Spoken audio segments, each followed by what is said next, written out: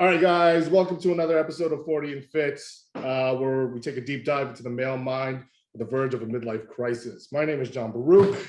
I will be the Tony Stark of today, and to my left, oh wait, he should be Tony Stark. He's got a beard. I kind of messed that one up. We got Dave Kalari to my left, not even to my right, all the way to my right. We've got my man Mike Hoban. Special guest today, we have Peter Goldberg, my buddy for over 20 years, and Bob Troia. Did I say that correct? All right, cool. So guys, thank you for being on the podcast. This is one specific thing, that, like I said in the intro, it's about midlife crisis and us going into it.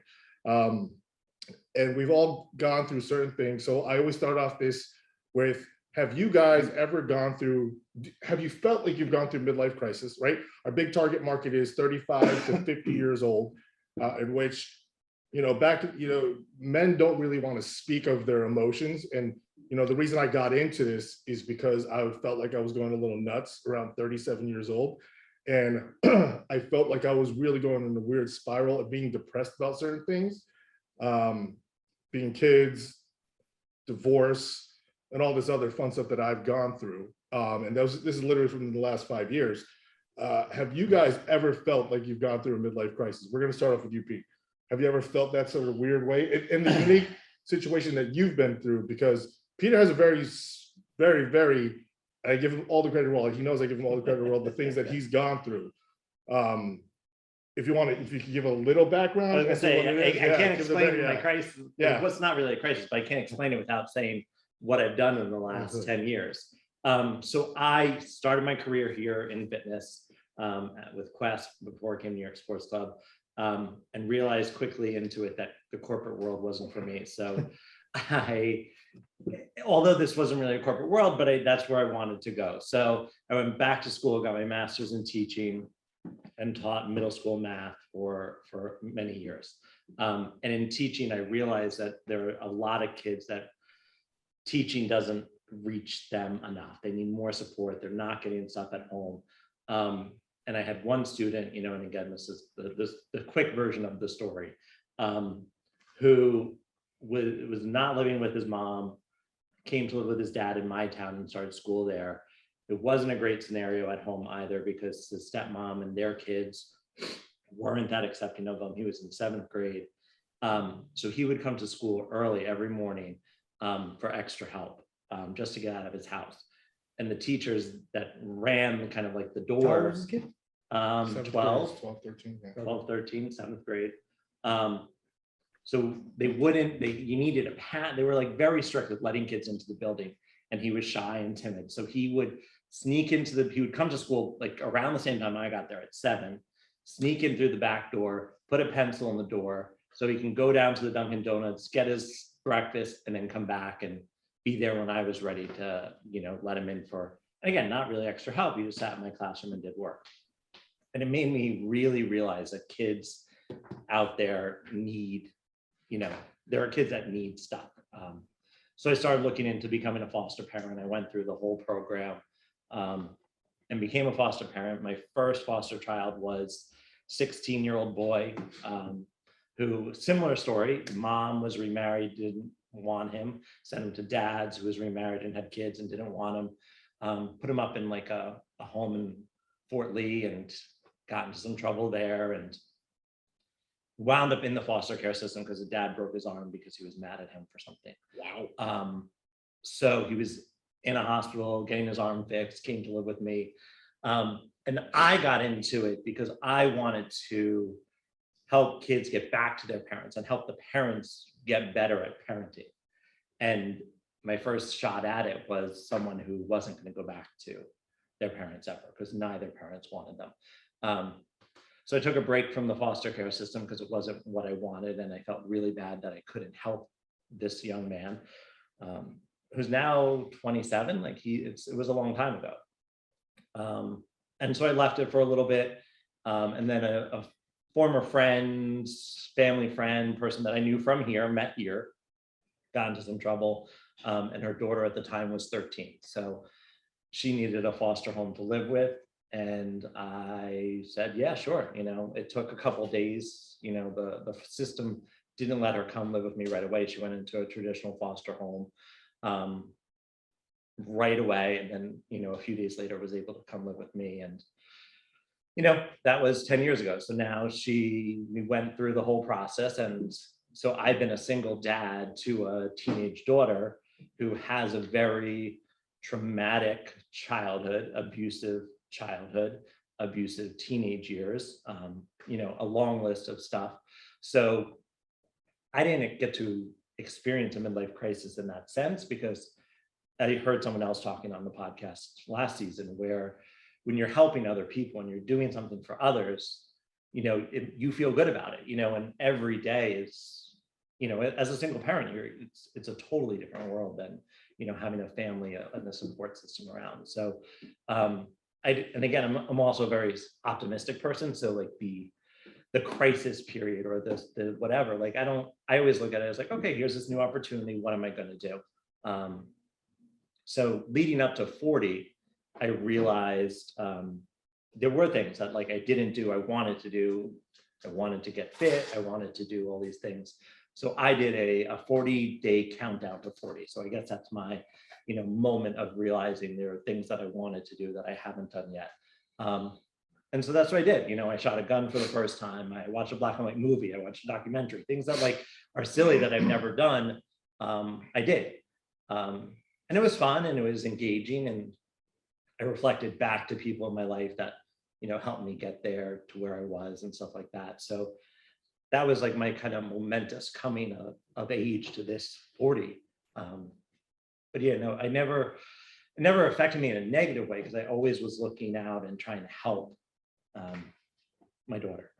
I'm not going to say names. Yeah, we redact the children's names. Do you feel like you missed out? Do you still feel like you missed out on certain things though? Do you wish you could just go back? Like, again, my big thing is with me, like music kind of hits me hard when I hear music from back in like the 90s, right? And all of a sudden it brings back, I'm like, man, what am I missing out on? Not that I could ever be with those singers, like, oh man, that was my biggest crush. Well, I'm never gonna get there anymore. But do you ever feel that way? No, I think, I think I don't regret. The only things I regret are not recognizing the problems with my daughter now earlier, where I could have prevented her from experiencing things. Because if I had known she had opened up to me before I was her foster parent and everything else, I was in her life since she was a baby. So we have those memories of growing up together, not as a father, but in another way. So my regret only is that I didn't recognize her. I wasn't there for her to be able to tell me these things were happening, so that we could have prevented some of this other stuff that has happened since. But for me, I don't miss out on it. I don't miss. I've tried the dating world. It sucks and it's ugly and it's not. I go on and I don't feel like I'm missing out on anything. So I'm grateful for having her in my life and for the experiences, as tough as they've been, and we've been through hell. I'm grateful for those experiences and for the people in my life that didn't understand that or, whatever else, that's their loss, not mine. Okay. Bob, how about you? Have you ever felt like you missed out on something back in the day? Do you regret anything? Any situations like that? Well, that's a pretty amazing story, though. So I don't know if I'm going to hold up anything to that. I mean, that's, we never will, Bob. Never will. He's a unique one. Yeah, I mean, my background comes more from. So I don't have any children, so I can speak more from the entrepreneurial standpoint. My career, just kind of getting from graduating college and being in the early days of the World Wide Web and the internet to starting my own business, and but I can tell that background now, I guess, to kind of preface everything. So I've been doing technology for several decades. Was a software engineer, kind of early programmer, doing stuff like that around the web, New York City. A few years later, started my own company. And so I was still pretty young when I started my first business with another person. And, we did everything wrong. We didn't know, because we were like, how do you run a business? I don't know. Like, we made every mistake in the book, which is great, because when you're that young, you can do that. And the worst that happens is you fail and you get to start over. it's a lot harder to do as you get much older because you don't have as many more tries to do things as you get older. But over the years, I managed to build and exit a few businesses in that space, in the web digital technology space. And it was really about my last business. Was in my early 40s when I sold it. And I was right around the time I met Mike, actually. Mike and I met at an early biohacking conference because we were both into sort of this idea of personal optimization, how do you use, technology, science, supplements, diet, all that kind of stuff to really optimize yourself, which was something that I've always been interested in.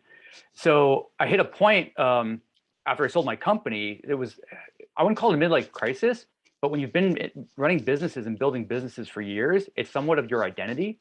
And when you no longer have that company, you have a moment of, it feels great, right? To be like, hey, I don't have to do anything today, or, for a little while, but that is sort of your identity. And then like, you go to talk to somebody, like, what do you do? It's like, well, kind of don't do anything. And you're, for a little while, and you feel that like a bit of like emptiness, right? Because you don't have that identity, that something that people always go, that's the guy that does this, or this is the person that does that. And so I had a short period of time where I was trying to figure out what I wanted to do. And it was somewhat, I enjoyed it from the standpoint of I could try lots of things and go into a lot of different directions. I would explore other areas of technology. I would be like, what's a good business idea? Went down a few false starts. And, but there was a moment though, where you're trying to figure out like, what's going to identify me now for the next decade? Like, what am I going to be associated with? And whereas I spent 2 decades being known as a technology guy working in this sort of web digital marketing space, in that sort of field, I was out of personal passion doing a lot of stuff in the health and wellness space from the standpoint of this like self-quantification, biohacking, using data to drive personal optimization. And I had no idea that at some point that would invert and become more of my identity. Like in terms of people, these areas were becoming more mainstream. And I would go to conferences and be asked to speak and on those topics. So I was not Bob, the marketing technology guy. It was like, I was Bob, this guy who does self-experiments and uses data to gain insights and share that with other people so they could optimize themselves or get ideas for how they can understand themselves better. And then once that sort of clicked for me, I was like, I kind of went from that moment of like, I don't really have an identity. I don't know like what's going on, to like, oh, we can all evolve. We can actually reinvent ourselves to some degree and be known for doing lots of different things, and you see a lot of the successful entrepreneurs that they make a name for themselves in many different fields, right? Like we'll take the extreme, will be like someone like an Elon Musk, right? Who's like, he's doing space travel and cars and solar panels and all sorts of things. And so, so you kind of go, okay, well, I'm not identified. Maybe there isn't just one thing that identifies is my identity. It's I can do lots of things, and some might be more successful than others, but it's not necessarily about success. It's like it's marrying that passion and purpose for me. So being able to now, so if we flash forward a couple of years, I'm doing stuff around technology still, but around things that I have a personal interest in, where I see like the next 10 to 20 years like going. So we could talk about things like, where is digital health and wellness going? We're going to talk probably a little bit about crypto and NFTs and all these other areas that are emerging, and most people don't know much about them, and that's because they're so new and like just there's a lot of buzz around them, but some things are like maybe 1/10 of 1% of the population really knows about now, and maybe they'll go nowhere. Maybe in 20 years it'll be like we take it for granted, like our phones. So for me, the long story about to answer that question, midlife crisis. I don't necessarily have it wasn't necessarily a crisis as much as just having that realization about what do you identify yourself as? What are you doing? And not looking in the past anymore, but like looking ahead. So I never, like you talk about music that reminds you of a moment. And I always think of and so you often see this on if you go on Facebook or something, and everyone's sharing stories about when they were in high school and all that. And I'm just like, it's fun to reminisce sometimes, but I'm not living in the past. Like I'm more excited about what's ahead of me, and not so much about oh, remember that thing we did 25 years ago? And, because to me, it's like, yeah, that was fun, but it's not, just if you spend all your time thinking about the past, you're kind of what's your ambition? What are you looking to do? And so I think you have to look ahead. Yeah. it's very interesting in what you were saying, that I feel like the words like typecasting come into mind as to like you've been able to evolve, which is awesome. Like you've been able to like go from one thing to another without being stuck typecasted in one thing. Do you guys feel like you've been typecasted? Like I honestly feel like I'm typecasted no matter what. Like I'm stuck. I'm always fitness manager. Like I'm always health club, no matter what. Like that's all I can like kind of lean into, because otherwise no one else sees me as anything better. Like, oh, you're gonna go into another field. You're gonna be like the district manager of another gym. Like that's where I know that I personally happen to go through, and I'm trying to get out of that. Do you guys feel that same way, that you're typecasted the same way? I'm always typecast as a smart, funny guy, and quite frankly, I'm fucking sick of it. I can honestly say, I agree. You need to change that part of your life. I think, for me, yeah, I think just how I was growing up with some of these people that I've worked with, and maybe some people that come back into my life now, I know that I'm a different person. Kind of, if you remember what I said to you about Allie, why she probably doesn't see much change in me from when I first met her, because I was already on this kind of You're already on the other side, right? To like being in my opinion, like a more evolved person. So she kind of saw that from the beginning. But if she had met me 12 years ago or something like that, it's a completely different story. But I kind of embrace people's misconceptions. That way you can kind of have those conversations and then see where it goes. Because sometimes you mentioned going out with friends months ago. Yeah. And you're like, you guys are the fucking same. And this is like hurting my soul. So it's like you can have those misconceptions, try to reconnect on some level, then you can see where you've both grown and then or not. And then you know where they now fit in your life. So sometimes being typecast or pigeonholed can kind of lead to being free in other aspects, you know? Yeah, no, I totally see that, Mike. Yeah, no, basically everything that Dave said. Yeah, There you go. I mean, I'll have what he's having. Yeah, no, basically a lot of times you are that person that people first meet. You know, they say first impressions are the most important, because a lot of times once you make that impression, you can't shake it.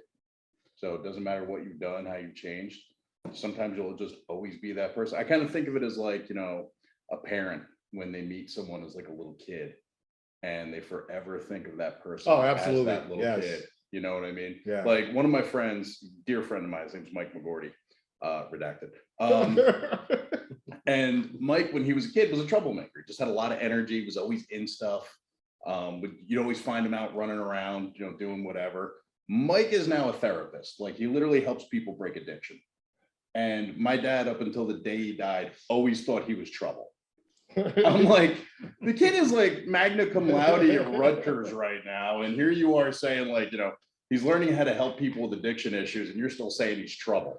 You know, your dad was the guy who thought he helped break people's cocaine addiction by giving them meth. Yeah. This is how this guy works. I know it. Exactly. He's getting them hooked on his stuff.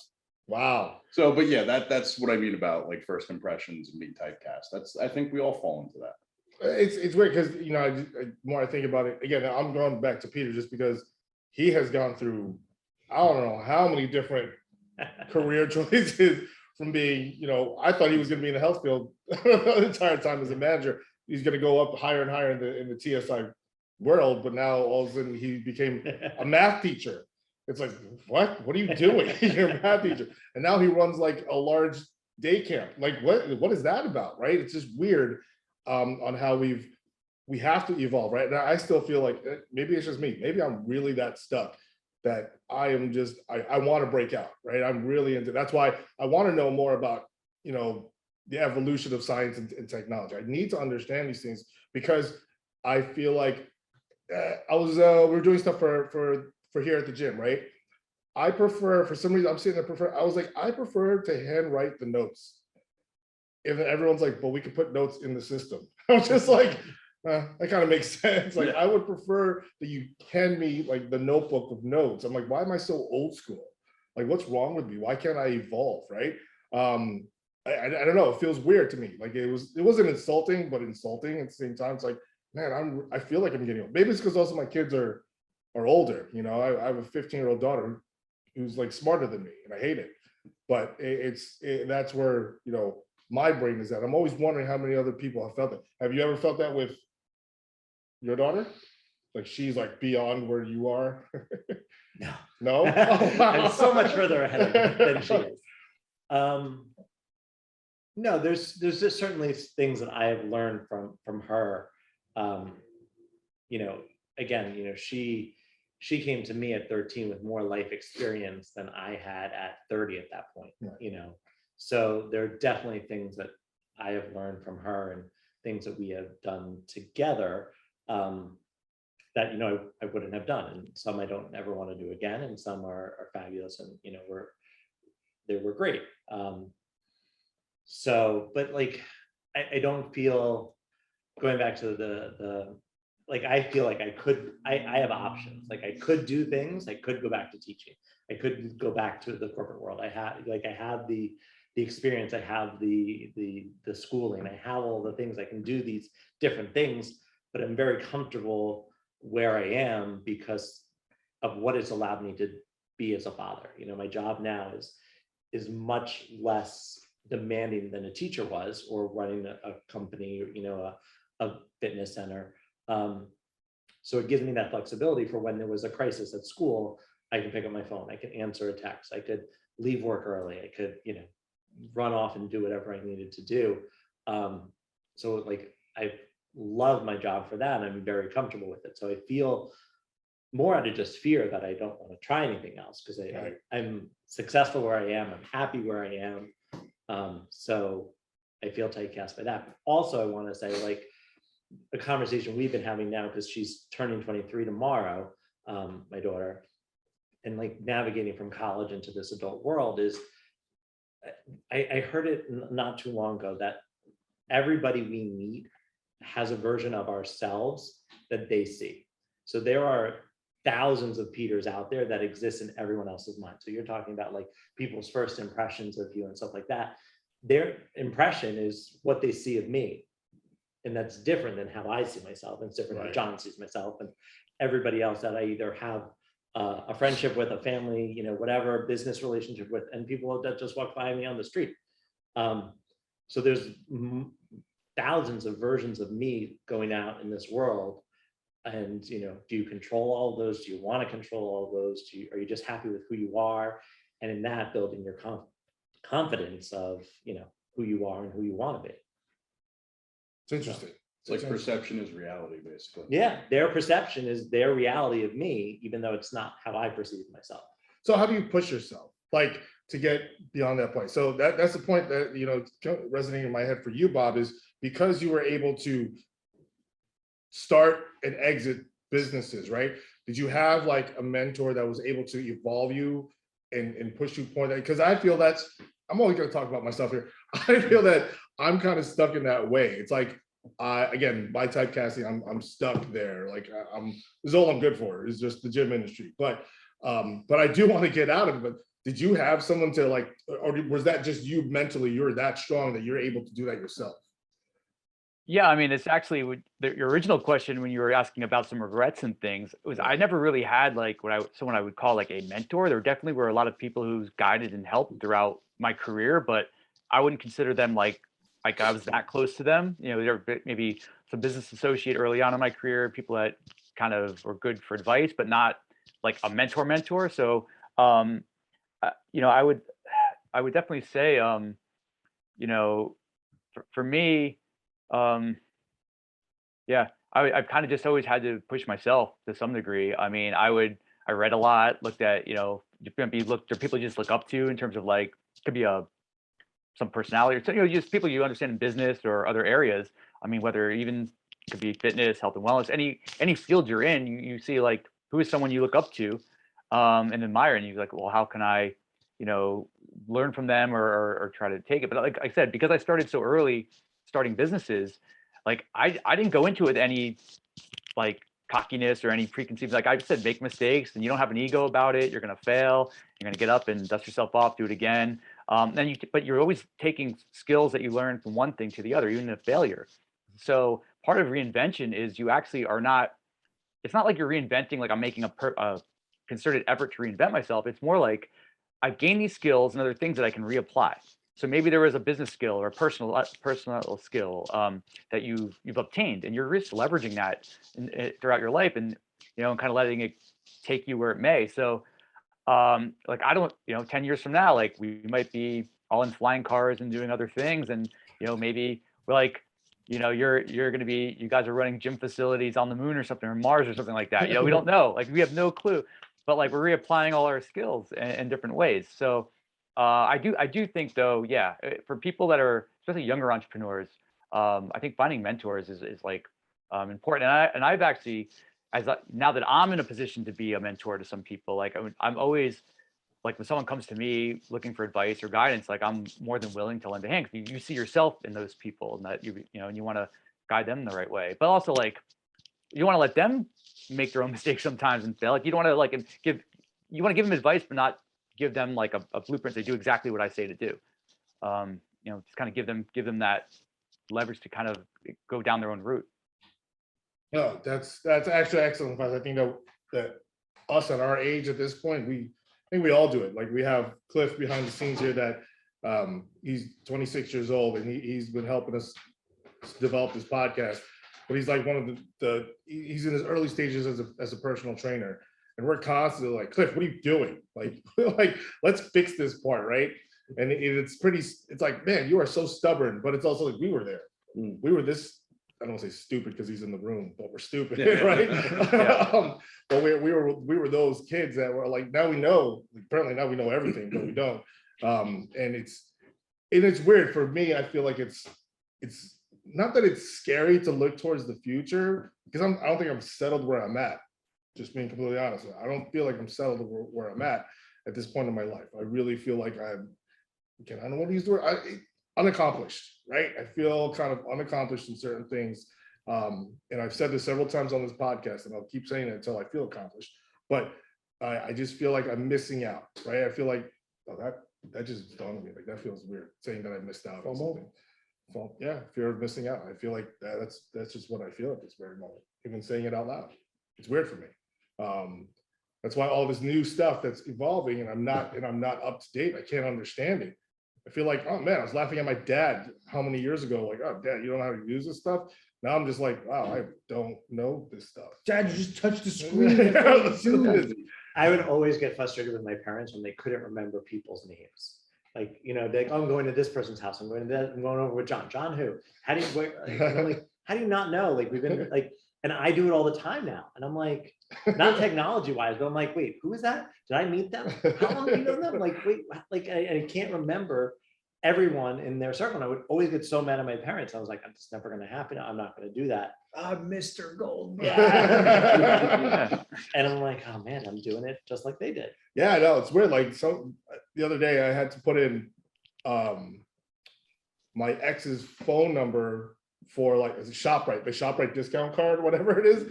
And I don't have one, so I just use hers. And my daughter was like, she was with me. She's like, Dad, what's mom's number again? I'm like, I don't know. It says it in the phone as it's mom.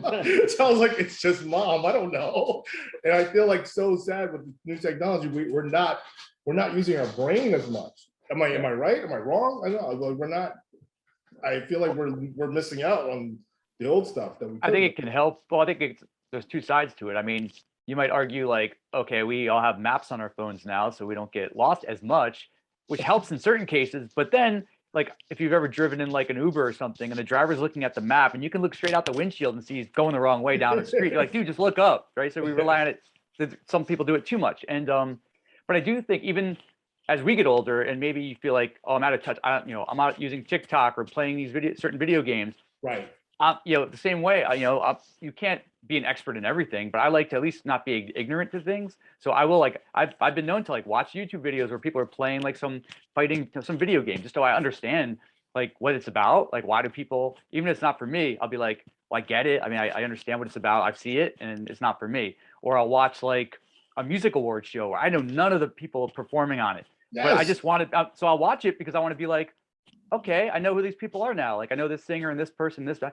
I'm like, not for me, but at least I know what it is. I'm not ignorant. And I think that's the problem we see. Is a lot of think of parents and stuff as they get older, you get set in your ways, and you just stop taking in that information, right? And it's not that you're trying to like be the cool person or know everything about everything. It's more just like I've been exposed to it. I know what it is. If you mention it, I've heard of it. I can probably describe it at a very dumb level at a party. And but I'm not, by any means an expert. And I think, for me, it's always been about never, we talk about exercise and stuff, so never stop moving, never, always be exercising and moving, and never stop learning. And so learning could be for me like programming and technology, but it could also just be what's going on out there, and just just so I feel a little bit connected to.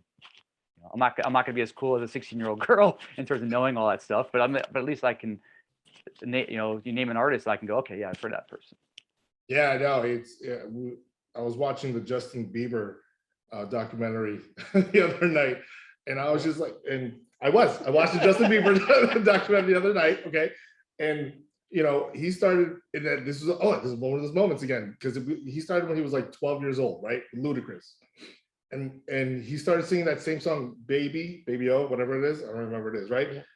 But he's like 25 years old now, right? And I'm just like, this is so weird, like that this kid is now a man. And where did that time go? He's doubled his life, essentially. He did. Kid? Huh? Does he have a kid? No, he doesn't have a kid. But he's literally 25 years old, and he's running his own concert. Like he's in charge of like stage production, paying people. The fact that it's coming out of his pocket at 25 years old, maybe I got jealous. I was like, yo, he got this much money. But I also don't think about the sacrifices he did, right? Being that he was on tour when he was 14, 15 years old. But it's like, it made me feel weird about that, being, missing out on, man, why didn't I start when I was 13? Why didn't I pay attention to this stuff when I was 14, 15 years old? Why didn't I know, Windows? Why didn't I pay attention to Bill Gates back in the day? Because that's like the weird stuff to me, and it hits me randomly. It does. It literally hit me randomly. Like, oh crap, am I getting depressed again? Like, what's going on in my head? And I feel like I'm always wondering if everyone else feels that way. And it does go back. I know I've asked the question a million times on this podcast. It's just weird to me, and I can't shake it right now. And this is why I do this, just so I can hear if anyone else is just as depressing as I am. But other than that, but yeah, talking about ever evolving and stuff like that, I'm going to segue into what I really want to get a deep dive into with what we could possibly learn from this. I don't know who else is interested in crypto or NFTs. Can you just explaining that? Like, what's your background in this whole thing with cryptocurrency, Dogecoin, whatever it was?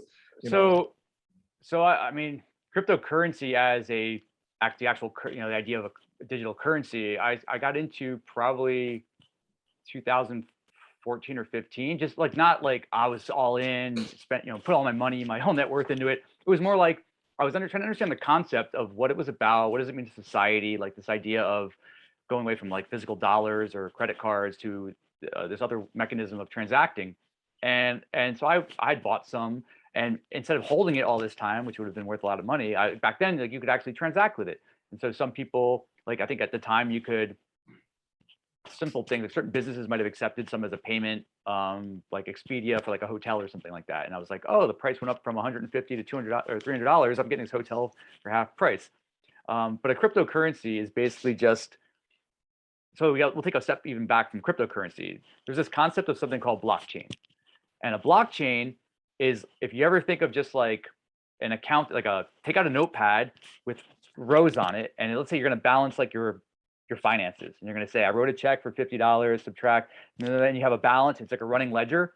So the blockchain is just a digital version, like a giant ledger, where every single transaction that's ever happened is stamped in there with it, like so that it's a permanent record of everything that's been done. So, and from they call it wallet. So from this address, this wallet's address to this one, you don't necessarily know who the person is. You just know that something went from here to here for this much money, and it's all stamped on a ledger. What that means when we get into other areas like cryptocurrency and NFTs and all that is, because it's a permanent record, it's immutable. You can't go back and change history. So once something's stamped in, nobody can necessarily erase it and say, I'm going to change that transaction or alter it. And it's a proof of like, so what cryptocurrency is basically used, it's a way of having this virtual monetary exchange that uses the ledger to log all these transactions. And like, for example, Bitcoin. So Bitcoin was created with like, there's a certain number of coins that can never exist. There's a whole like white paper that described like the fundamentals of how it works. And other cryptocurrencies might have different amounts of that are out there. And what makes one worth something and one not worth something really just has to do with who's using it, who like, I mean, I could trade with you and we could trade apples, right? And if we all agree like that's worth something to all of us, we can barter and trade with apples. Cryptocurrency is just like another, you know, Bitcoin was what was chosen as the primary one. Other ones have emerged. I mean, there's thousands of different cryptocurrencies out there, and a lot of them will probably become worthless. Majority will become worthless, but other ones are finding their footing in terms of some are just used for like a store of value. So they call Bitcoin like virtual gold because people are holding that almost. They don't want to spend the Bitcoin. They want to hold it and save it. Like they kind of park an investment in there and hope that it goes up in price. Whereas other currencies are more like used actively for commerce or transacting. And so the way you got to think of cryptocurrency is like, if I have my wallet in my pocket and I lose my wallet and I had $100 in cash in there, that money's gone. Like, right, I lost my wallet, $100 is gone. You're never going to get it again. Because everything with cryptocurrency is on this blockchain. Well, my digital wallet is just a way for me to prove that I own the stuff that's on the blockchain. So if I lose my wallet, I can make another copy of my wallet. It's a really simplified version and get my money again. So it's like, you can't lose a wallet, but you can lose basically proof of ownership of that wallet. So basically people have a way to secure those wallets. And if you lose that, you're out of luck. But so people are just using cryptocurrency as, you know, I mean, there's a bigger societal thing that's going on with it. Like the idea of it's decentralized. So it's not technically owned or operated by any government. There's no like server that controls everything, where if that goes down, everybody's screwed. So you're seeing like parts of the world where maybe governments are corrupt or they've got crazy inflation or whatever. It's an alternative means to transact. So I think there's this potential for like a level playing field. Like we for example will buy, let's say you buy coffee from Central America or other parts of the world because we can get for pennies on the dollar, we can get stuff down there because it's so cheap. But that's mainly because they have inflated, the way that their currencies are inflated, they're not really worth much, but that person works just as hard as a person, let's say here in New York City. So imagine if I said, I'm going to pay X dollars in cryptocurrency for a pound of coffee. And whether it's that person in Central America or here or in Africa or somewhere else, everyone has the right to be worth the same amount of money, and it levels everything. So from a societal standpoint, it's like, it's an equal. I mean, that's where we have the big, disconnects in our world. Or like, why are certain parts of the world super poor, others are super wealthy? Imagine if like everyone has equal opportunity. Like, the bet, if you're good at something and here or here, you're worth the same amount of money. Make it like equal. So that's the cryptocurrency like kind of aspect of things. And I mean, yeah, early on, because there was a lot of backlash around cryptocurrency because people were using their, oh, you're buying drugs and weapons and things with it. It's like, because it's not true. What I heard. Like, right. Well, it's like anything else, Dark right? web, right? They used to take bags full of cash, right? And like, I watched old like Miami Vice episodes in the 80s, right? They would like buy the drugs with a bag full of cash and unmarked bills. And so that's all, so there's always going to be that aspect to it. But now people are seeing more applications, and now it's being adopted by banks. And there's, basically you probably have 5 or 6 apps on your phone that all have some element of like letting you buy or sell or do something with cryptocurrency. So, I think the idea of it is like, there's a transactional nature to it. What happened was people saw it as, oh, something's going up in value. Then it became like, I'm going to try to like get rich quick by like buying a bunch of this stuff. And because it's like any market, well, it can go up and crash down and come back up. And over the years, like especially there's been like 2 or 3 instances where the price things had crashed. And so people had gotten into it way late, and they may, some people probably put in their life savings, and then they saw it go from like, they lost 3/4 of their life savings. But then like 2 years later, they made that back plus another 50%, right? So it's just like, it's very volatile from that standpoint. And nobody knows where it's going to go. Like everyone's saying, oh, in 10 years, one Bitcoin will be worth, $1 million. And someone else will say it's all going to be worth 0. And we don't really know. and something else will, or another currency will emerge that overtakes it. Now that's the cryptocurrency, like dollar transactional piece, which sits on top of the blockchain. So the blockchain itself, because it's a way to stamp in records, we have this thing called this area called NFTs, and NFTs emerged back probably around 2013. And NFT is a acronym for non-fungible token. So what that means is non-fungible. It's basically a digital asset that represents something. And non-fungible means it's unique. You can't you can't make a copy of it, and you can't swap it out. So an example of something non-fungible would be like a diamond. Like I have this diamond and this diamond. They're both diamonds, but they're different. Like they look different. They're different. Like whereas something fungible might be like gold. Like I have 2 gold bricks. Well, I can just swap one for the other. We really don't care. Which they're assuming they're the same consistency. And so NFTs are used often for things like art or music, video, like in-game assets for video games, because it's the idea of it's something that's unique that you can exchange or do something with. And so early on, NFTs, the idea would be you prove ownership on the blockchain. So something would be minted, put on the blockchain, even though the actual image, like, yeah, people go, I can look at this picture and I can make a copy of it, but the actual ownership, it's tied to a record on the blockchain.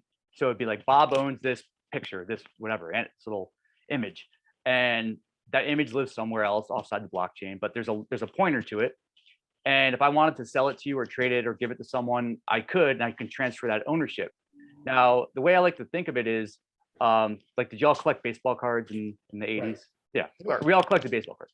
Now, the 80s, like I was really into baseball cards in the mid 80s, and like, I still have. I'm telling you, I'm hanging out at a family's place where I grew up, and I still have an entire wardrobe closet in this house full of baseball cards and football cards, all this stuff mostly from the mid 80s. And now there was the market, if you remember, in the 80s, it like took off and it just crashed because they started producing so many cards and that devalued everything. And the problem was nobody knew how many cards were actually being made. Like they could just print as many as they wanted, and there was no way to be like, how many of this rookie card exist out there, because they could just make more if they wanted to make more money. With like a blockchain, you can see exactly how many of anything exists. Now, baseball cards, even though like 2 might look the same, like with blockchain, they are unique. Like you'd have one was like, this was made before this one, or there's a different date stamp associated with it. Or if you ever had like a print on the wall, like, I don't know if you ever bought like a numbered print by an artist, it's like 1 of 100. Yeah. Right. So I tell people like, well, I could take a picture of that off your wall. I can make a copy of it and put it on my wall. Or like I can go take a picture of the Mona Lisa and put it on my wall.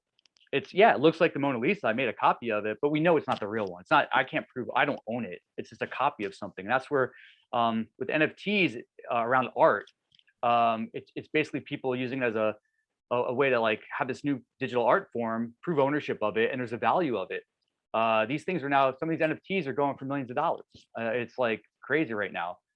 People are basically buying and selling because because basically once people decide that there's something that has a scarcity and some inherent value, and usually the value has to do with something about how old is something, how rare is something, that becomes like everyone agrees like, oh, it's something that can be collectible.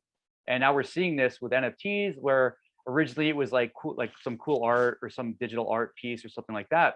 But NFTs now are also being used as like, it's a proof of ownership. So you're seeing, if you buy season tickets for like a sport, like a baseball or football team, they're probably going to give you an NFT. Like you're going to have proof, because it proves that you own those tickets. And if you want to exchange them to someone, you can just trade it that way instead of putting them on Ticketmaster or whatever. And you're just basically swapping ownership, possession of those items. So you can tie it to a real world item. I mean, people are eventually going to it's the blockchain and stuff as a way to prove like who owns this house, who owns this vehicle, because you can just swap the title over and it's a record on the blockchain. It's just a ledger. Can you get an NFT for something that existed before NFTs really came to be? Like something that's on the internet from 2000 or early on. Yeah, so this is actually that, like you go back and like I hear about Bitcoin, you dig for Bitcoin, which I don't get how you do, but like, can you find an NFT for something that existed before NFTs? Exactly. Yeah. This is a big area right now called it's like NFT archaeology. So like these like Oh wow, really? Yeah. Are you serious? yeah. So what because basically you think about it like NFT archaeology. all these NFTs, people are making these like digital art and NFTs, and there's you can make infinite stuff in the future, but there's only so much stuff that was in the past. So people are searching around trying to find the oldest examples of where someone, they call it tokenized, like basically put something onto the blockchain that was a piece of like tied to a piece of digital art. And so far, like the earliest thing someone's found is around 2013, where someone had a piece of digital art that they basically put a link to it on the blockchain. So basically, whoever owns, there's like an entry that says this person owns this, which links to something, and it was from like 2013. Because people were trying to do this stuff even in the 90s, but the problem is we didn't have the concept of blockchains didn't exist, so there's no way to really prove like you have to be able to prove someone actually owns something. And so people are going back in time now. Like I was involved with a group of folks recently that they went back on this. So right around after Bitcoin kind of started, there was another blockchain that came out called Namecoin, but basically it was being used for people to prove identity. Like you'd link your Twitter account to it and it would say, I'm Bob, this thing on the blockchain says that's really Bob, that's his. Like, so what they were doing was they would grab your profile picture and stuff if you had one. But at the time, this is back in like 2014, Twitter, when you first signed up for Twitter, the default image you saw was like an egg. It was like a little empty egg. Oh image. yeah. And yeah. And what happened was these items, because they were getting stamped on the blockchain in 2014, they found about 250 of these eggs that people had created that were technically NFTs because they were minted on the blockchain. There was a date stamp exactly when it was done, and they uncovered these. And so people like put value to them. They're spending like hundreds of thousands of dollars up to like on these things, and like because it's historical.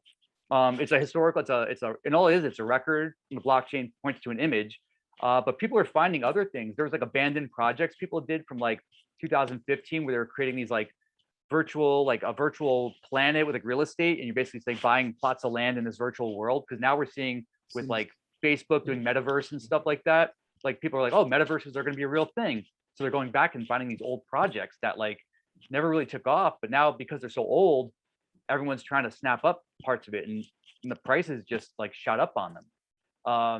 So a lot of people, the people who first got into NFTs were not doing it as an investment. Like they were doing it because it was cool art. They liked the artwork. They liked the artist or whoever was doing it.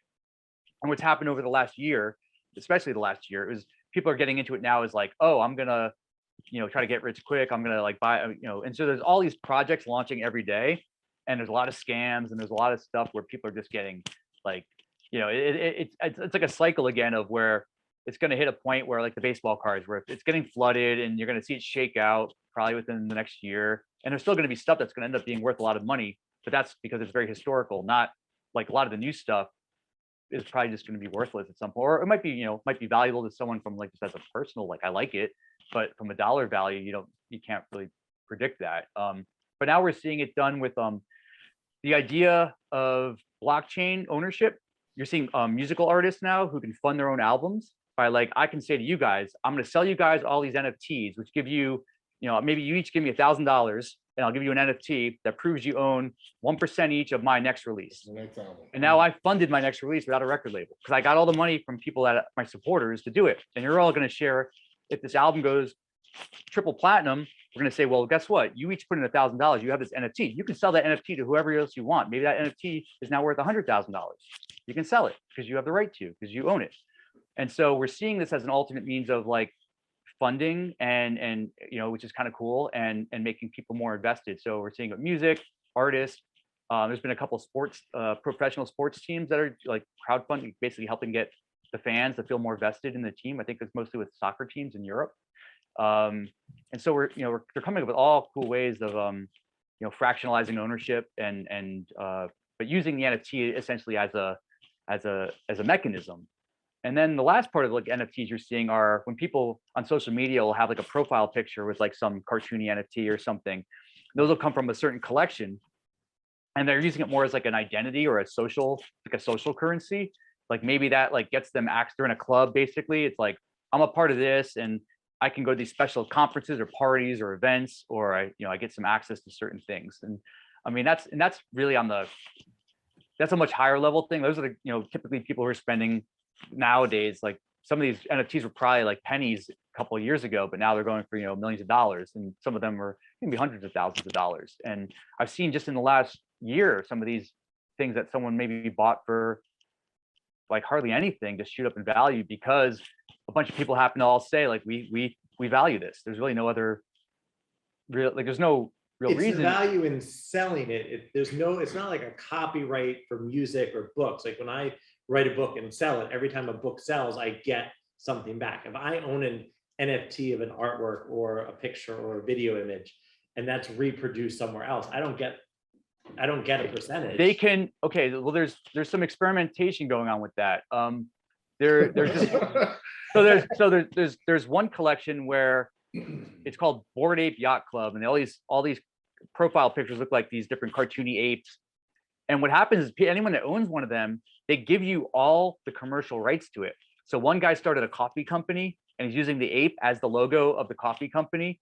Someone else was like doing like a cartoon with his stuff, and so you can most of the time you don't have the rights. Like you can't like commercialize it or do anything else with it unless they specifically give you the rights. But like there's also examples where what was the other one? What was the first example you were saying? It was the either like a book or like when you play a song on the radio, the artist gets a Like yeah. So royalties. yeah, so this is exactly why this sort of stuff is cool, is that when you buy and sell, when NFTs are exchanged, there's actually a contract that's baked onto the blockchain with it that says every time that this piece of art changes hands, the artist gets, let's say, 5%. So if I sold, like, so imagine you're like Van Gogh and you sold someone a piece of art for like $100, and now it's worth $100 million. Van Gogh only made $100 off it. He's not making money every time that thing sells. But if with an NFT, every time that thing changes hands, it goes from $100 to 1,000 to 1,000,000 to whatever, that artist keeps getting 5% every time he takes out 5%. And so he's paid forever. His family, he can pass it down to generations if you want. So it's like, it's created a revenue stream for artists that like never existed. Like, so I think it's kind of cool. And I think the flip side is, yes, you could also do it where if I sell you an NFT and you hold it and I make an album, and the artist is going to make money on it. But if I'm saying you own 1% royalties, well, then that trickles down to any of the people who hold a portion of that. So it's kind of like the mechanics of it. And because it's all like on a block, it's all in this ledger. So also like the music industry, when they rip off artists, they tell you like, oh, you're only getting this much money for all these plays. This stuff, you can't hide it. It's all like, it's public information. Anyone can go look at this stuff. And where do you so go to blockade.com? Yeah. We can actually look this stuff up. Like where do you see yeah. it? So I mean, the blockchain is just a big list of transactions. So there's websites and tools that you can go and browse. You can search for a transaction. People go on there all the time. I mean, they're like, you can go and look up any transaction. I mean, like that. I mean, they're using this to detect like maybe someone's trying to like do some sort of fraud or something, or it's all because it's all stamped on there. You can figure out how transactions, how things moved around. But even just ownership just proves, like, again, think of a car with like a title. Every time you sell the car, the title changes. Well, you can look up, you pay companies to get your car report to say, like, prove like, okay, had these accidents or these owners. It's all on the blockchain now. So you can just go on there and look it all up. I mean, obviously it's like, if you just read the raw blockchain data, it's not gonna be very intuitive, but like there are tools that let you go through. I mean, basically like with NFTs, all NFTs are literally just going through the blockchain and knowing what records to pick off that say, this was a transaction that proves that Bob owns this item. And then Bob sold it or traded it, gave it to this person. And it's all, you can go through and trace it down. I think it's the idea. I mean, we forget about the whole, like, let's get rich quick and all this other stuff. I think just the fundamental nature of like, what does it mean? Like, what does the blockchain mean? Right. Mhm. It's just a way of thinking of a very transparent sort of big ledger of transactions that, you can then prove ownership, prove something that can't be edited, you can't go back in history and change it. And so you can't like, cook the books or do anything like that. It's just there as a permanent record. And I feel like it does have, this ultimately has a huge impact on society. You know, let's assume this all works out.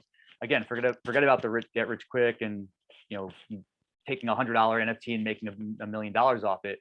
I think it's going to level like society from the standpoint of who can, you know, you get paid for what you're worth. Like, if you're like, I mean, we saw a little bit of this over COVID, right? Like, there's a lot of remote stuff happening, like trainers and stuff like that. And in the fitness industry, it's like, oh, wait a minute, if you're the best person at this, doesn't matter where my clients are based, they're going to come to me. I'm still going to get paid because I'm the best at what I do. I'm getting paid my worth.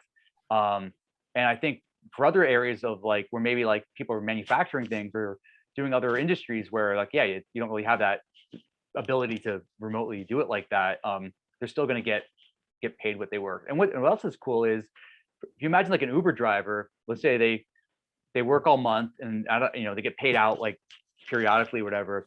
Well, with cryptocurrency, like let's just say as I'm working, I'm getting paid while I'm working, essentially. Like the money's coming to you for every 15 minutes as you're working. You don't have to wait for payday 2 weeks from now. It's like you can just get paid real time.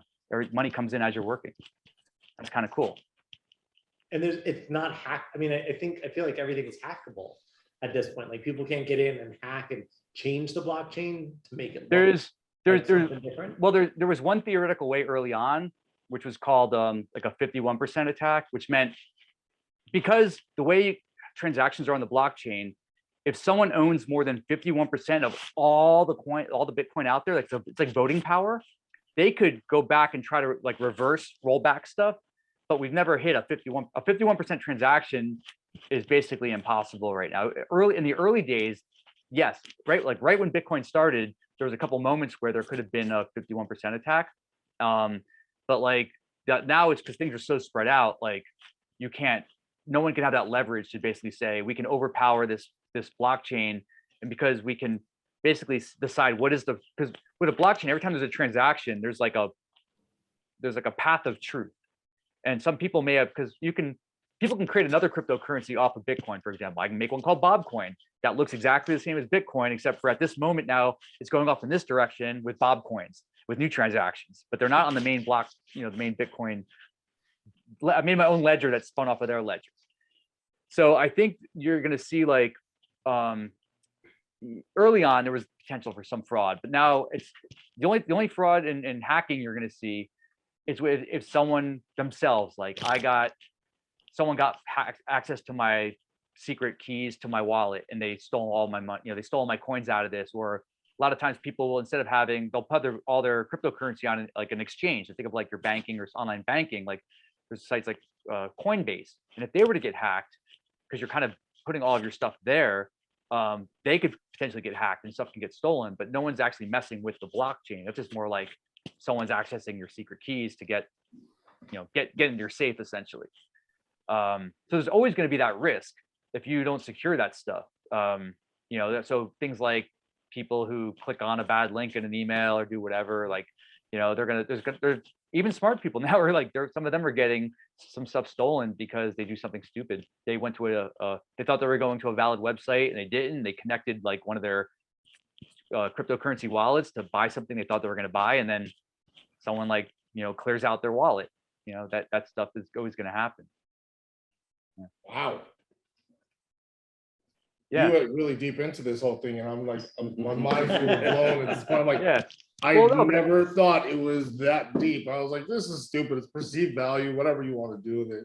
Well, it's like anything else. It's all perceived value. I mean, we could think about, the jokes we make about back when, you know, talk about the tulips back in the day with the Dutch people, like there was a big tulip. Those are the currency, and that crashed, right? And so, but I think, you know, it's still gonna be like, we're still in such an early stage of all this stuff, and you know, we don't know how it's gonna play out. I like to think at the very least, like the technology, that's underlying technology, will transform society. Now, whether or not Bitcoin itself or anything else really becomes anything, or you know, it goes to like $1 billion or zero. I just think the idea of that blockchain and normalization of like letting everyone play in that level playing field, I think that's the biggest, I think, impact on society we're going to see.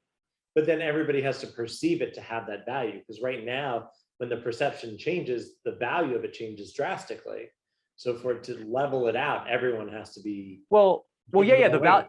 the value of the value itself of the cryptocurrency can fluctuate, but if person A and person B both do the same task, they're getting equal, like whatever that value is, maybe that fluctuates up and down, but they're both being paid equal. So it doesn't, so yeah, if everything crashes, then they're both affected, but everyone using that cryptocurrencies, so that it basically adjusts to that. I'm not saying like put 100% of your net worth into cryptocurrency. I mean, I've seen people like, they're who've done really well over the past few years just by they'll throw a couple $100s in every month just as like their dollar cost averaging something over time, and it's going to go up and down, but they're not trying to buy into hype or they saw something on TV. They're just saying, oh, every month I'll just put $100 in, buy a little Bitcoin, and just leave it. And maybe, and then things are going to, and if if you're not paying attention every day, it's probably going like this. But if you look at it from like year 1 to year 2 to year 3, it's kind of it's going like that, right? It's like, so it's like anything else. It's an investment, but I wouldn't put it as a primary investment, and people have to do their own research. And I would say NFTs are like the most speculative investment you can do. Like that to me is like, don't get into it as an investment unless you have a lot of unless you like go to Vegas and like losing 10 grand, like, on the craps table, but you do it and you're cool with it because you're like, I went there, this was entertainment, and I lost that money. Because I do think, some NFTs are, you can buy stuff that's cool. Like the first baseball cards that ever came out earlier this year as NFTs. And you can still buy, like kids can go and buy those things for, some of them are pennies, some of them are thousands of dollars, but like you can get started with not too much money. So I think it's cool like that there are opportunities for things that are kind of fun and still have that like baseball card collecting, kind of aspect to it. And I think you're going to see more and more of that over the next few years. So I think even for kids, like they're not doing it because they're trying to make $1 million. They're going to be like, no, I want to complete the set, complete the collection, be able to trade with my friends. And you're seeing more of that now with in-game assets. Yeah, So, like, my son does it with skins. Like I'm constantly putting money in his account and he's buying skins, and now he has access to my credit card online. It's like $1.99 every hour. I'm like, 6 hours later, I'm like, what did you buy? And he's like, and it's like just skins. I'm like, skins for what? What do you mean skins? It's like different outfits for Fortnite. I'm like, you can't even hold it. Like, what happens if the computer, the lights go out? What do you do? Right? Yeah. And that's essentially, it's weird to me. But quick question on the crypto. What's the difference between all these then? Like, I don't understand Ethereum to like Bitcoin. Like what makes them so different and special? That what's just because someone else started or they started mining? Yeah. So I mean, in a nutshell, I mean they all the same. It's the same concept. Now, right, I get that. They're all based off of blockchain, but they're different. They're different blockchains. So it's like they've each made their own ledger system. Now, what makes them different are the mechanisms of like how are the coins produced or generated. So there's different rules, like how, because like when Bitcoin or Ethereum come out, it wasn't like here's all the Bitcoin and Ethereum that will ever exist. They're like, no, we're going to release like 0.1% of the total. There's a number that there can never be more than a certain amount. So in about 10 years, like all the Bitcoin that will ever exist are going to be in the world. You can't make any more.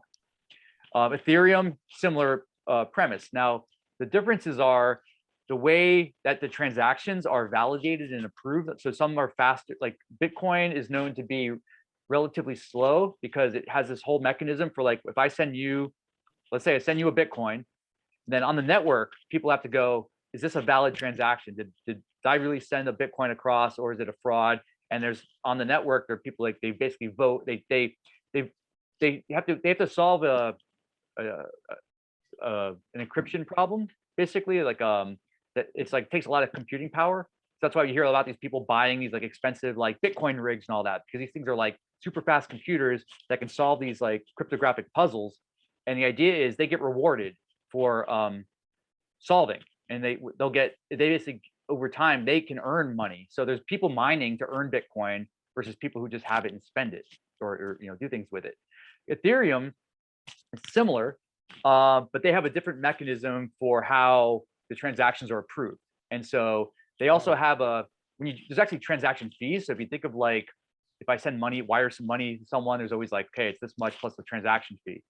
So the transaction fee covers the costs on the network to incentivize the miners to like basically process the transactions and go, this one's valid, this one's no good, whatever. And people kind of cling on to one or the other. I mean, I think people view like the analogy people use now is like Bitcoin is like virtual gold and Ethereum is virtual silver. But Ethereum, because they built these contracts under the hood that can do a lot more stuff for NFTs and things like that. It became much more popular. Like Bitcoin didn't have a way, and it's not really meant, NFTs didn't, they had to figure out a way to fit NFTs onto the Bitcoin blockchain, because you don't really buy NFTs on Bitcoin. There were stuff that was made back in 2014 that they figured out a way to like associate it, but it's not. So when we talk about archaeology, this is the stuff people are finding, like, oh my God, this was really an NFT, but nobody knew that's like what that Bitcoin transaction was for. Ethereum, though, you can bake in all the contracts and say, you know, how you're going to reward the creator, how you're going to pay who's going to get what out of a transaction. The only downside with Ethereum are when Ethereum was a lot less money and there wasn't as much network traffic, the transaction fees were much lower. And so like I could buy an NFT for $2 and maybe I pay 50 cents in like they call it a gas fee, but it's a transaction fee. And now like Ethereum, like if I want to buy a $2 NFT off you on Ethereum, I might have to pay $200 in gas. So I'm spending $200 in fees to buy a $2 item. It doesn't really scale that well. So that's why you're seeing people buy these like $1 million, you know, when you're spending $1 million on some NFT, paying $200 or 2 cents for gas fees is irrelevant, but it doesn't really scale for like a general collector. So now there's other blockchains that have come out, other cryptocurrencies that are all about high speed transaction, more for finance. And so like the people who are like buying into like lots of collectibles, like baseball card kind of things, like they have like almost no fees. And it's like, it's great for like people just want to get into it because they can buy stuff inexpensively and not have to pay a ton of money in exchange for that. And that's going to carry on into other areas of finance because you have so many transactions happening. Whereas Bitcoin and Ethereum they're not meant for high volume transactions. It's meant for like, I have a payment, I'm going to wire it to you. If you get it in 30 minutes, that's cool. But if you're standing at Starbucks and you're like, I'm paying for my coffee at Starbucks in Bitcoin, and you got to wait 30 minutes for the process, that's not cool, right? So there's going to be other blockchain, other cryptocurrencies that are more for like high speed transactions. And that's where, so each time you create a new cryptocurrency, like anyone who creates it basically can set their own rules. How many coins can ever be in existence? How will these coins be generated? Who gets, you know, all that stuff gets factored in. And so some people might decide, like there's been times where like Bitcoin even had some people said, we're not happy with where Bitcoin's going. We're going to fork it off into something else that's similar to Bitcoin, but we're going to call it something else. And we're going to see who comes along with us. And some people will go and they'll transact with that other currency. And then maybe there still exists for a small group of people. They still trade with it, but a lot of people will probably like, nah, I'm just going to stick with Bitcoin or Ethereum. And then there's other ways they're trying to optimize now for speed on these blockchains. And I think, you know, they're learning from like ways so people kind of learn from each other. Like one blockchain adds a new innovation, and then maybe Ethereum or Bitcoin says, oh, we're just going to take that innovation and put it into our blockchain. So, you know, I think ultimately we're going to get to a point where in a few years, you know, there's probably just going to be like 2 or 3 main players that kind of absorbed everything. And then you'll see these other ones that are maybe used for very specific use cases. And, but we don't know what that's going to be. I mean, even if we talk about Bitcoin and Ethereum, like 5 years from now, there's higher than like no likely chance than that something will supplant either a Bitcoin or Ethereum. There's been something that comes out that's new. That's like, this is the way it should have been the whole time. And then people go, okay, we're moving all our stuff over to that now. But we don't, you know, right now everyone's just saying, well, right now all the money is in these couple main blockchain or cryptocurrencies. So that's where they're keeping their money. But you know, we're seeing governments now trying to create their own. They're trying to basically say, well, you don't need crypto. We'll create our own central bank that creates their own cryptocurrency. You know, so the United States is doing it, China's doing it. And that's where people get a little bit, because now the whole premise of cryptocurrency was like decentralization. Right. But when governments want to set up their own, now you're centralizing. They, you know, if they're like U.S. government, they want to have their own like cryptocurrency that's like tied to the dollar because they can track everything. They want to build it. You know, the idea is like, you know, I mean, people who trade cryptocurrency, I mean, you still pay taxes. Like you still have to claim all your earnings and stuff. Like, I mean, you sell an NFT someone bought an NFT and sold it for $1 million. Like that goes on their tax return. That's a you know, it's income. And so I'm not saying like most people are being very honest about it. It's very hard. Like the government still hasn't even figured out like what's the right way to report it. So people are going above and beyond to keep track of things to make it, stay above the board and being honest about it. 'Cause like no one's trying to hide earnings. They're just saying like, well, tell me the right way I should report it. When they do it. And I think we're getting close to having that in place. Yeah. Wow. But I mean, it's kind of like it's still the Wild West. And this is just stuff, the NFT stuff. I mean, even like as of like last March, like I understood like some basics of blockchain stuff and all of that, but it really had a deep dive, like probably like early last spring was where, I mean, what happened was my business partner was really getting into NFTs. And because I had a background in like sports, collecting baseball cards and collectibles, I understood the whole concept of how those systems work from that standpoint. And we built an app as a side project. So we needed a way, we wanted to like have an app where we can like have all our NFTs in one place to look at and kind of put it like on my phone, be able to flip through them and do all that kind of cool stuff. And so we built this like little thing as a side project because we were working on this like other health and wellness projects too in our technology studio. And we said, we'll give it 2 weeks, we'll build a side project. And then we launched it, and then like it started just basically taking off. We didn't expect people to really like latch onto it because we thought it was just for us. And yeah, so we've just been going like deep diving into it for the last 5 months or so. And now it's just like tens of thousands of users around the world using it, and we just built it really as something we thought would be fun and cool for ourselves. So I guess that goes back to the whole thing with building businesses and entrepreneurship. It's like do work on things that you like, and other people will find you. Like they're gonna find you. Like they're gonna. Yeah. Wait, Yeah. who does NFTs for Marvel? Oh, Marvel. Ah, For Marvel, yeah. actually, Marvel just announced because now what they're doing though is they're doing it like movie by like I think their new Spider-Man movie just announced like it's like a promotional tie-in. There's no real like most of the movie studios and all that are kind of just testing the waters right now. Like what they're doing is like using it as a marketing tool, like. Oh, this movie's coming out, we'll make some NFTs for it. But that's not really what's going to be worth any money. Like what's going to be worth money would be like something original or something new, like something like the problem is just taking something that existed that was old and saying, let's just take a picture of this, old comic book and make an NFT out of it. There's a novelty there. Sure, someone might value it to some degree, but it's not like that comic book was designed originally as an NFT. And now there's because I've seen some comic books selling for like hundreds, the original version of it digitally, like $100,000, like I've seen books go for, and like it's pretty interesting to see that's a whole new medium, where that's a new book. That's not like saying let's go find an old Marvel book, scan it, and put it up there. Because They're basically recreating the original comic book and then publishing it that way. That's what you mean?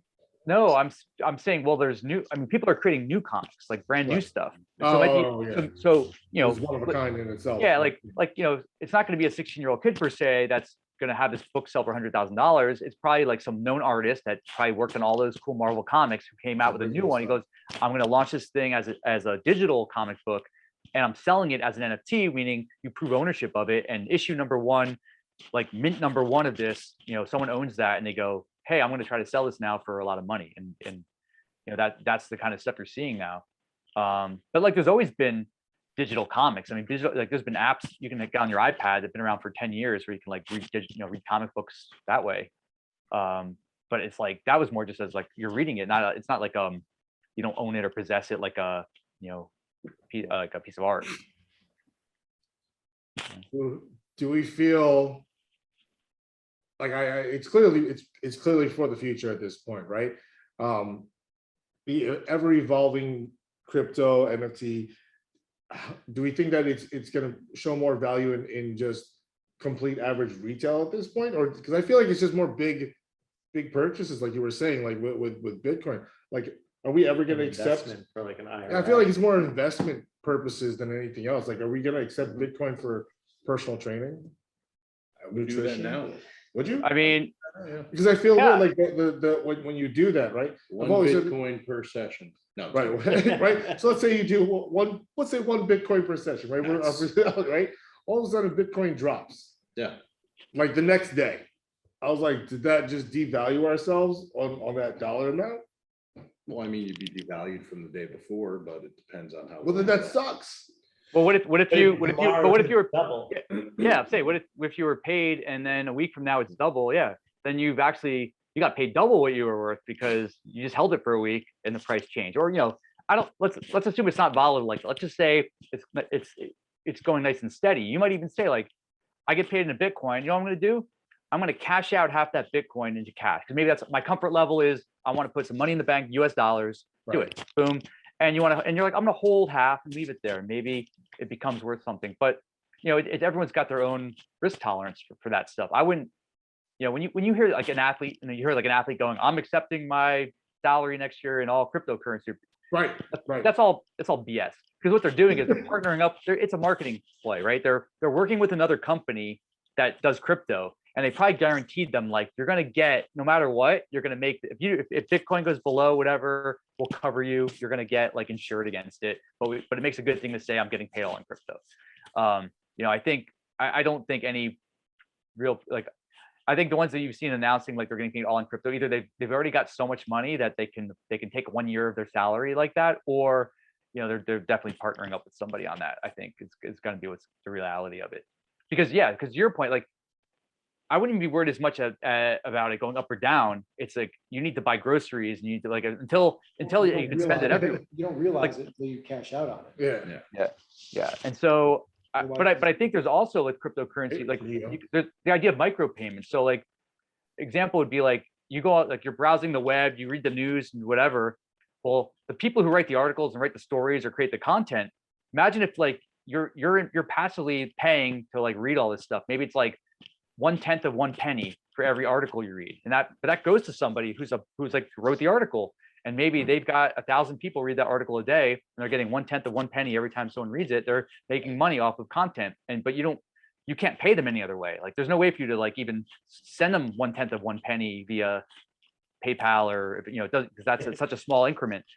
So so it creates these microtransactions opportunities, and so like I have a web browser I use called Brave that has a built-in like little crypto wallet, and what it's doing is if I go, it basically says you actually earn money when you go to sites and read content, but you can also elect to say I'm going to contribute back a certain amount every month to the content creators.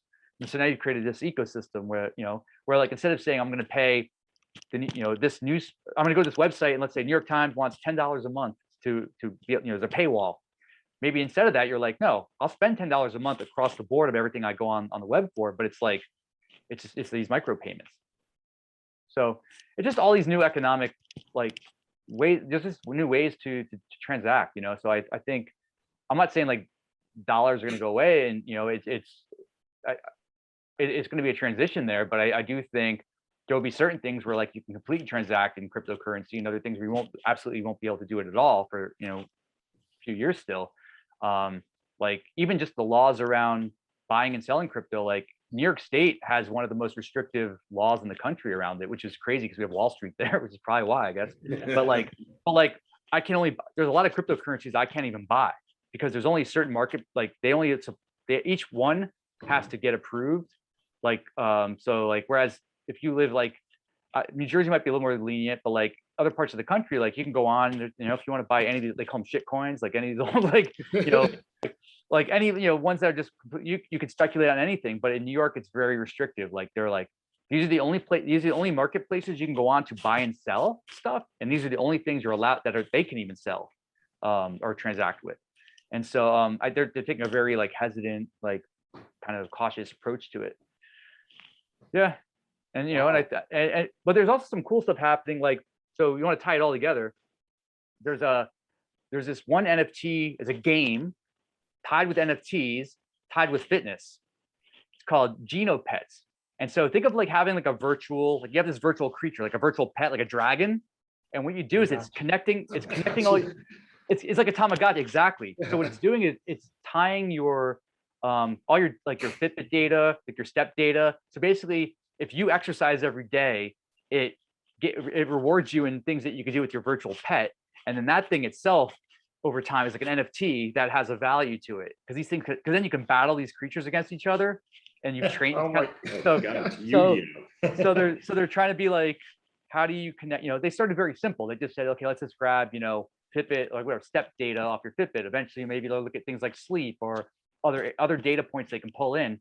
And and it's kind of it's an interesting like social experiment, but it's there's an element of fitness and wellness tied to NFTs, tied to some monetary, crypto incentives. So that's what you should. So when you start training your clients, you should start saying to them, like, they can start earning themselves like little. Right, NFT. Yeah. You They build your dragon.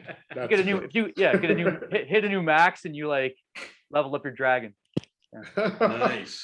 Wow. I'm gonna make all my kids do that. It's kind of scary thinking about this evolution of this thing. I'll be honest with you. I'm like, wow, this is where we're going. This is what it feels like to be old. I mean, it's weird, the evolution of where we came from. I still feel like I still want to feel $100 bill in my hand, to be honest with you. But okay. Well, that was Quite an education. that was a lot more than I expected. I'll be honest with you. I appreciate that. Totally not what I thought. Totally not what I thought. I was like, again, whatever you want to pay for is what you pay for. I just never understood how it came about at the blockchain. Never understood the blockchain thing. Never understood that. But you simplified it a lot with the whole ledger situation. I go, oh, you're just following it. That's all you're doing. And I was like, oh, then that makes more sense as to why. But I still don't understand the value, why it's so expensive, why it's so high. But that was awesome. I appreciate that whole thing. We're actually coming to our time. I have a hard stop at 8:30, unfortunately. But you guys have anything else you wanted to say about that? No. Any questions, So concerns? far outside my wheelhouse. He usually won't shut up, Yeah. and he's quiet the entire time. The I'm only thing like, I'll are say you is really paying attention or are you falling asleep? Today, That's what I want to know. today I was talking to my father. He said that Fidelity announced that they wouldn't be accepting any forms of crypto for, I guess, if you're trying to invest or put stuff into your IRA or whatever. And same thing for, I guess, people trying to see if they can pay their American Express bills with crypto, and they're like, nope. So they have to cash So out I their don't know American the whole Express. context of that. That's just what my dad was spouting off this afternoon. I just thought it was interesting. But to your point, that's where we're going, right? Fidelity. Yeah. Fidelity Investments is like, we will not be accepting crypto. So it's clearly getting to that point where big time organizations need to are being approached or need to consider their role in this, That's probably a good thing for the people trading the crypto, because you probably want to keep it on more of a, as Bob was saying, a decentralized. Yeah. I think Table. that's the big benefit of it. Yeah. Now the banks are getting into it. They're like, screw it, just go back to the Yeah, dollar. because then now there's a tracking and a centralization to it. So Yeah, how are you gonna sell drugs then? yeah, exactly. No, you're buying them. You're buying them, John. I mean, what? No. That's how you make them first. Like mining drugs. I mean, whatever. But all right, cool. Well, at that point, there's a lot more that I would love to take a deep dive into with both of you on different podcasts, to be honest with you. But I do have a hard stop. So at this point, Bob, I appreciate that information. I would love to talk more about entrepreneurship. I'm very much into that. So, if we could connect again on that, I would love that. I would love to understand your journey basically, and where you went and where you came from, how you transitioned and everything. And I still want to go into Peter's personal life, but not personalized. He's like, wait, what? No. It's like, you're selling me on the blockchain? What's going on here? I think he's very unique story where I think we could all learn from the 40 and fit situation. I just think that it's more of a mental thing for his situation, where I'm like, he's the most patient person in the world. And I give him that much credit. I'm like, dude, I don't know how you do it. I just don't know. And I'm going through crazy stuff as it is. So we definitely will go back. We'll just have both of them keep coming back. It'll be like chapters in a book. Yeah, that's all. We're gonna start traveling around. We're gonna come out to New York City, and we're gonna hang out with you. And I want to see it all. Actually, he's not far from Pam, so we could do two birds, one stone. So, New York City. There you go. That's all it is. We'll travel around. With that being said, we got to go to a close. So. Anything else, guys? Bob, where can we find you? Oh, yes. Well, we'll post all your information. Yeah. So if you go on anything like quantifiedbob.com would be my blog where I do all my self-experimentation, but social media, Quantified Bob, Twitter, Instagram, that's the place to find like all my stuff. The NFT stuff, the app's called token.art. And so you go to the website token.art, or look in the app stores for token art. And that's the, you know, if you want to get in that direction. Yeah. Nice. Do you still have Awesome Labs too, Bob? Yeah, so Awesome Labs is that's the technology studio that we're building all this stuff out of. So isjustawesome.com is the I like that. yeah. And we figured Awesome.com. we figure if the company fails, we have a cool domain name at the end of the day. So we're like, all right, yeah. Yeah, you can sell that off. That's an expensive one, man. You can make a lot. You can make a lot of Bitcoin off that one, buddy. Even more Ethereum. Exactly. That's cool. Peter, what's your connections on Instagram so we could all follow you, your life, Oh, my and crazy your life. animals? He's got a lot of animals. My zoo, that's the other piece. Yeah, it's Um, another part of his life. He's got a room dedicated just to animals in his Okay. house. yeah, we just got another one this weekend too. Yeah, we're about 20 reptiles. We have a room and then some Why? other things running around. But you can follow, Facebook is just my name, Peter Goldberg, and then Instagram is _OPG. The Why original. Oh, that's my original Peter Goldberg. Yep. Nice. Nice. Two awesome names. Nice. Well, all right. Well, guys, we thank you again for being on the podcast. We definitely will have you guys on again. I think we have some good future stuff for this season that is going to tie into a bunch of things that we would like to do along with the travel. So with that being said, say goodnight, everybody. Good night, Good night, folks. Good night, everyone. All right. Thanks, Bob. Thanks, Bob. Thanks, guys.